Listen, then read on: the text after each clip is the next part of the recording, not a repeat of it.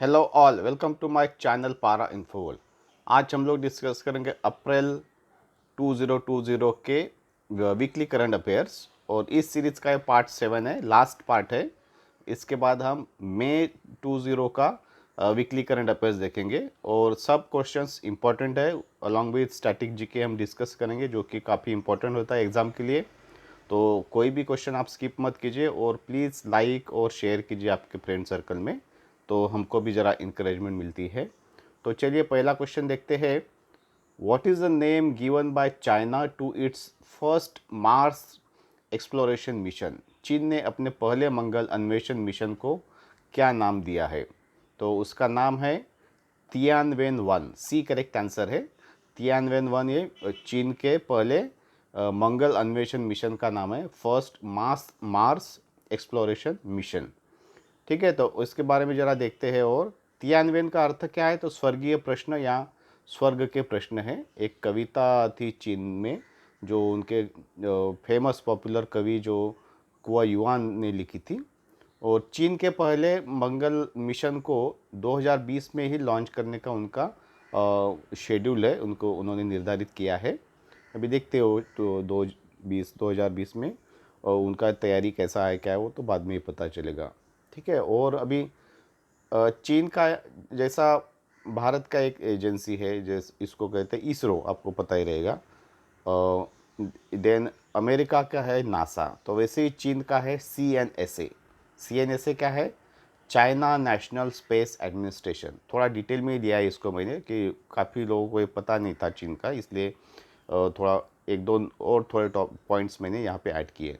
तो China national space administration जो national space agency है चाइना की, जिसके एडमिनिस्ट्रेटर जो हेड है वो है हेड जांग केजियान, उसको प्रशासक बोलते हैं।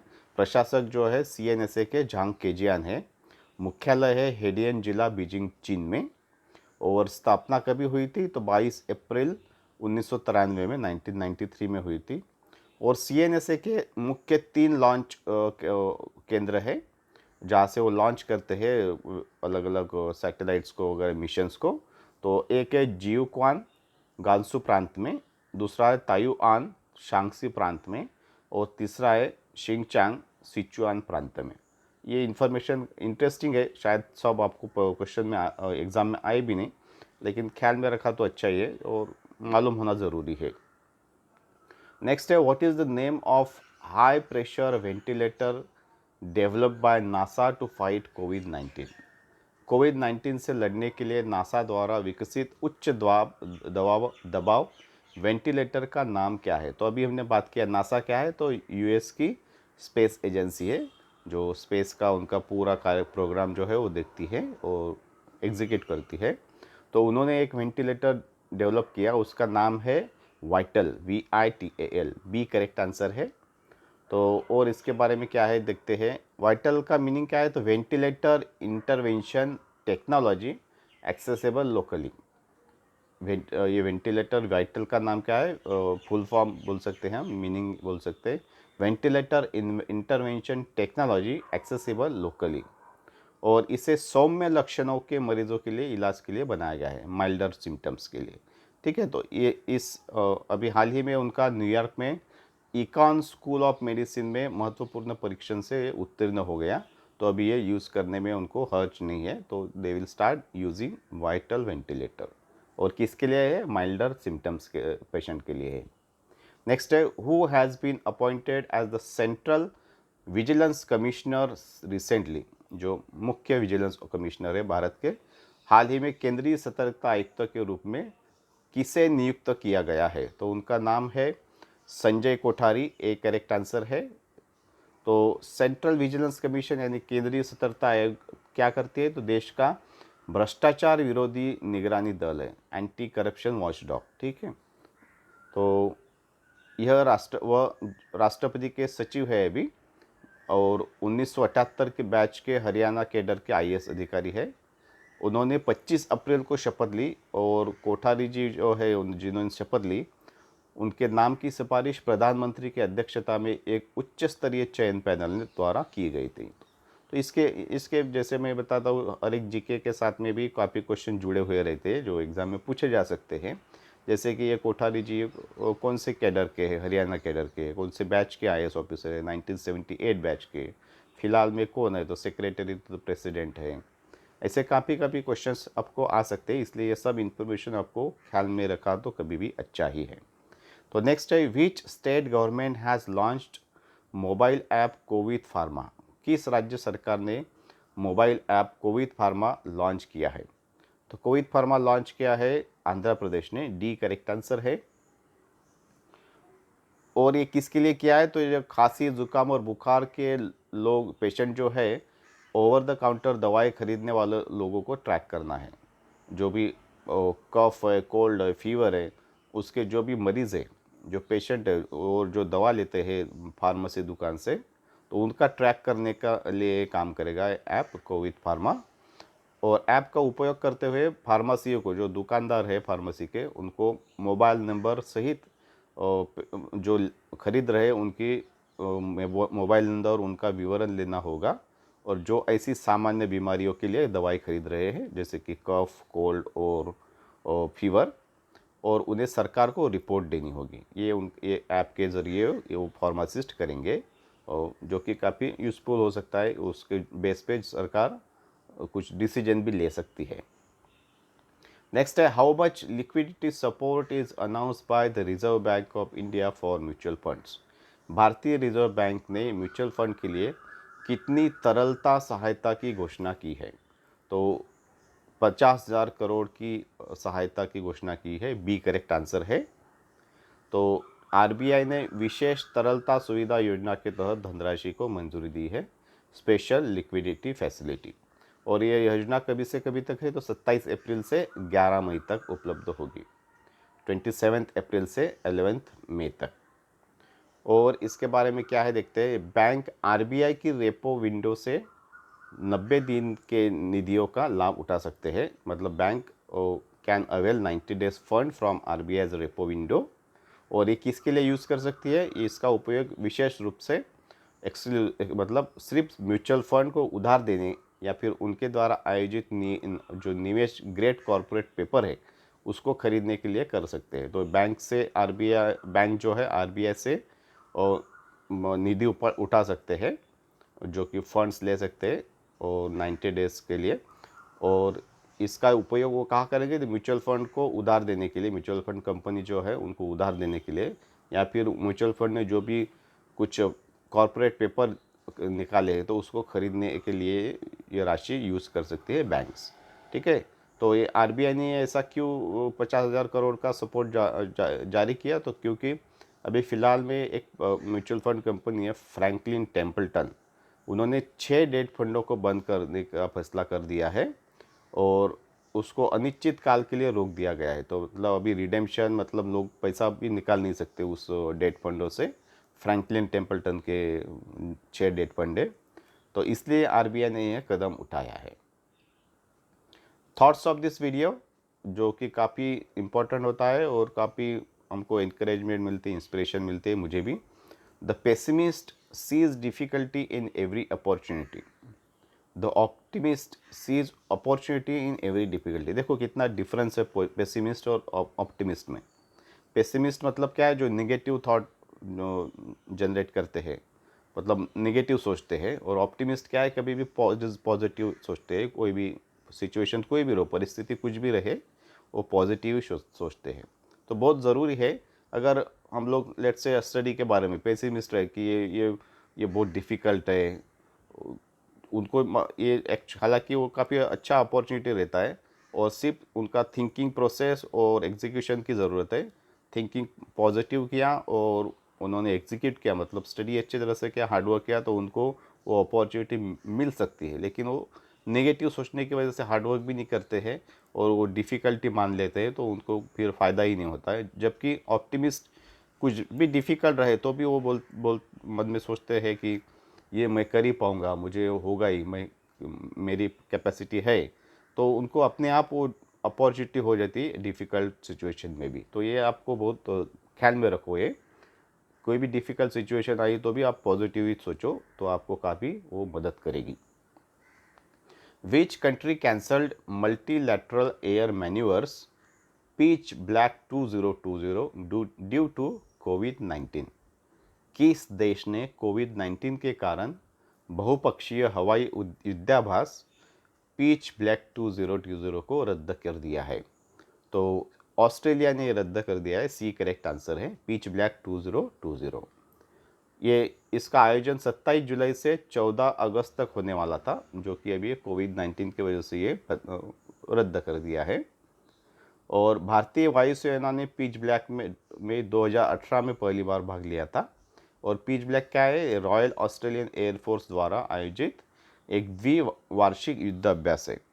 ये युद्ध अभ्यास है जो जिसका नाम है पिच ब्लैक, और ऑस्ट्रेलिया एयरफोर्स को अरेंज करती है। और पिच ब्लैक की शुरुआत कभी हुई थी? तो 1981 में हुई थी। वहाँ से ये युद्धाभ्यास होता है।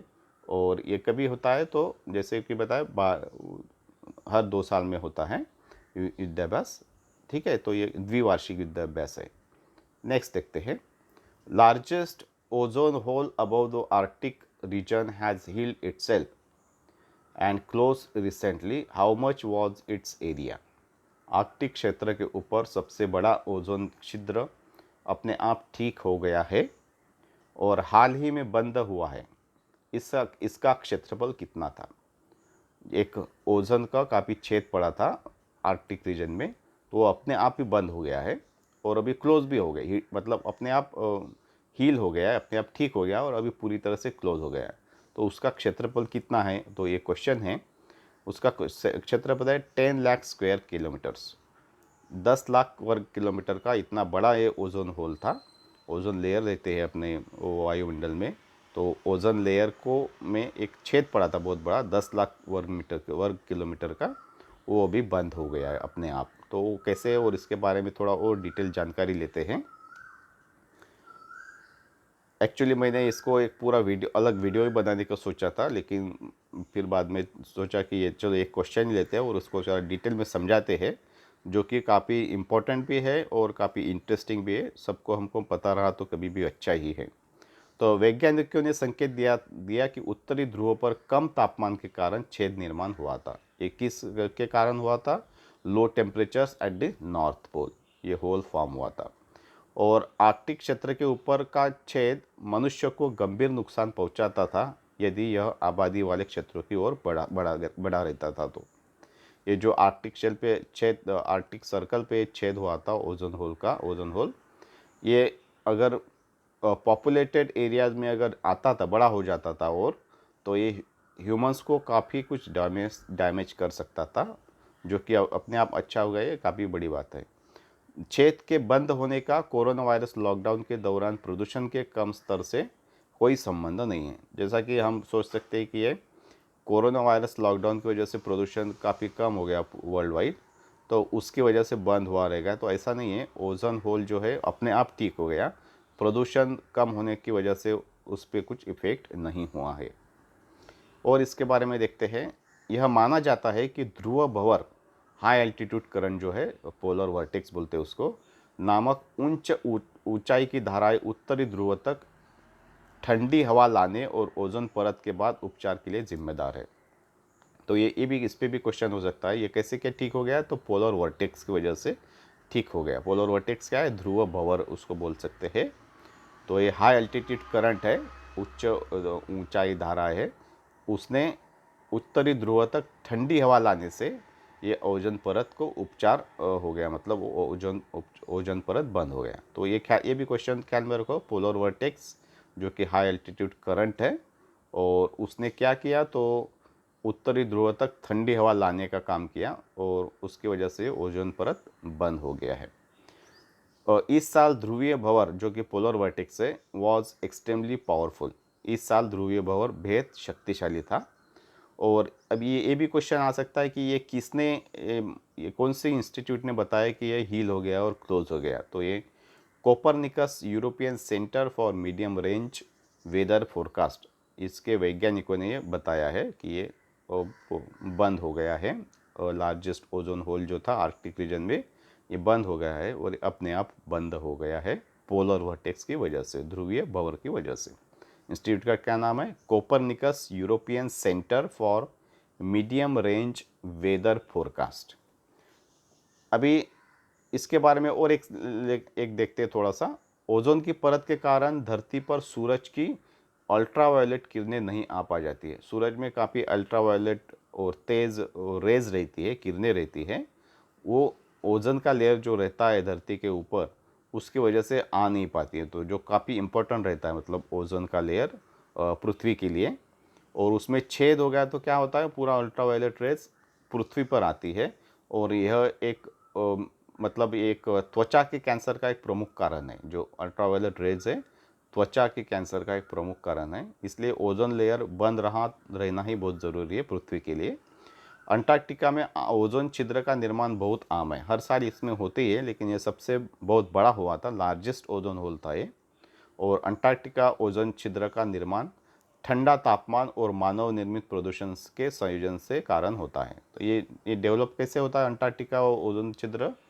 तो कॉम्बिनेशन ऑफ फ्रीजिड टेम्परेचर, बहुत ठंडा तापमान, और मैन मेड पोल्यूशन की वजह से ये अंटार्कटिका ओजोन में होल होता है, जो कि काफ़ी डेंजरस होता है। ठीक है, तो नेक्स्ट देखते हैं। Which state government has launched Jaganna Vidya Devena scheme recently?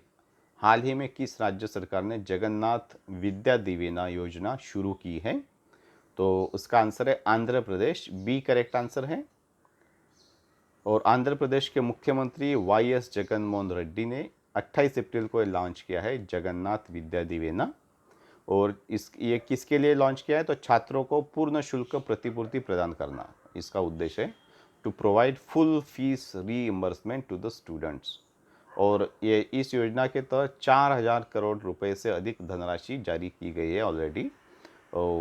और ये उद्देश्य ख्याल में रखो, full fees reimbursement to the student, छात्रों को पूर्ण शुल्क जो है प्रतिपूर्ति प्रदान करने के लिए ये योजना है जगन्नाथ विद्या दिवेना। नेक्स्ट है, which state has stopped in providing employment to MNREGA workers in covid lockdown? Covid lockdown में मनरेगा श्रमिकों को रोजगार देने में किस राज्य ने शीर्ष स्थान प्राप्त किया है? सबसे ज़्यादा रोजगार दिया है उस राज्य ने। तो राज्य का नाम है छत्तीसगढ़, डी करेक्ट आंसर है। तो ये काफ़ी अच्छी बात है कि को लॉकडाउन होने के बावजूद उन्होंने रोज़गार दिया लोगों को। कितने, बहुत सारे लोगों को दिया है, वो देखते हैं कितने लोगों को। महात्मा गांधी राष्ट्रीय मनरेगा क्या है? महात्मा गांधी राष्ट्रीय ग्रामीण रोजगार गारंटी अधिनियम योजना। मनरेगा का full form Mahatma Gandhi national rural employment guarantee act scheme. ठीक है, तो उसके तहत 18 लाख लोगों को, अनस्किल्ड लेबरर्स को रोजगार दिया गया है ये छत्तीसगढ़ सरकार ने। तो ये काफ़ी बड़ी बात है। ठीक है, नेक्स्ट है अभी, which country has become the host of the mains world boxing championship 2020 instead of India? कौन सा देश भारत के बजाय पुरुषों की विश्व मुक्केबाजी चैंपियनशिप 2021 का मेजबान बन गया है? मतलब पहले ये मेंस वर्ल्ड बॉक्सिंग चैंपियनशिप जो है, विश्व मुक्केबाजी चैंपियनशिप, भारत में होने वाली थी 2021 में। अभी भारत से छीन कर वो दूसरे देश को दी है। तो कौन से देश को दी है? तो सर्बिया को दी है, सी करेक्ट आंसर है। तो अंतर्राष्ट्रीय मुक्केबाजी महासंघ ने 2017 में एक भारत के साथ करार किया था, वो तोड़कर अब सर्बिया को मेजबानी सौंपी है। तो वो क्यों दी है? तो उसका भी देखते हैं। अभी इसे भारत से स्थानांतरित कर दिया गया है क्योंकि राष्ट्रीय मुक्केबाजी महासंघ ने, भारत का जो है राष्ट्रीय मुक्केबाजी महासंघ ने मेजबानी की फ़ीस नहीं भरी। ठीक है, तो नेशनल बॉक्सिंग फेडरेशन जो है उसने फीस ही नहीं पी के होस्टिंग फीस, इसलिए सर्बिया को दे दिया है होस्टिंग। और ये कितनी फ़ीस थी? तो 30 करोड़ रुपया थी, तो उन्होंने ये भरी नहीं है नेशनल बॉक्सिंग फेडरेशन ने। और ये डिपॉजिट 2 दिसंबर 2019 तक करनी थी, तो उन्होंने वो की ही नहीं, इसलिए ये हमारा अभी जो होस्टिंग थी वो स्थानांतरित हो गई है राष्ट्रीय मुख्य मेंस वर्ल्ड बॉक्सिंग चैम्पियनशिप की सर्बिया में। ठीक है, तो आज के इस वीडियो के लिए इतना ही। मैं उम्मीद करता हूँ यह इन्फॉर्मेशन काफ़ी आपको महत्वपूर्ण रहेगी। तो प्लीज़ लाइक कीजिए और शेयर भी कीजिए आपको फ्रेंड सर्कल में। और अभी तक सब्सक्राइब नहीं किया रहेगा तो सब्सक्राइब कीजिए और बेल आइकन को प्रेस भी कीजिए। So thank you very much.